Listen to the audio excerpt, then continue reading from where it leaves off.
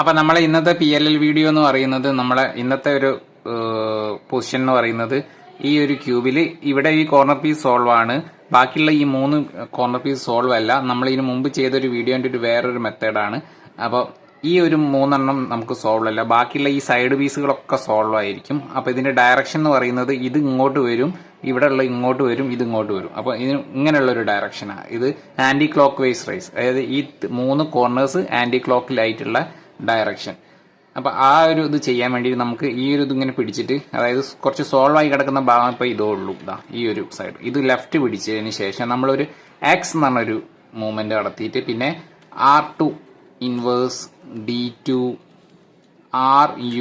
R inverse D2 RU inverse R ചെയ്ത് കഴിഞ്ഞിട്ട് പിന്നെ ആ എക്സ് ഇൻവേഴ്സ് ചെയ്ത് കഴിഞ്ഞാൽ നമ്മുടെ ക്യൂബ് സോൾവ് ആവും. അപ്പോൾ വെരി സിമ്പിളാണ്. അപ്പം അതിന്റെ പൊസിഷൻ നോക്കുക, ആന്റി ക്ലോക്ക് വൈസ് ആണ്. ഇതിന്റെ മുമ്പ് ഉള്ള PLL ആന്റി ക്ലോക്ക് വൈസ് ആണ് ചെയ്തത്. ഇപ്പോൾ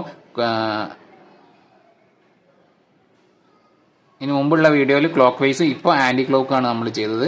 അപ്പോൾ അടുത്തൊരു PLL ആയിട്ട് നമുക്ക് വീണ്ടും കാണാം.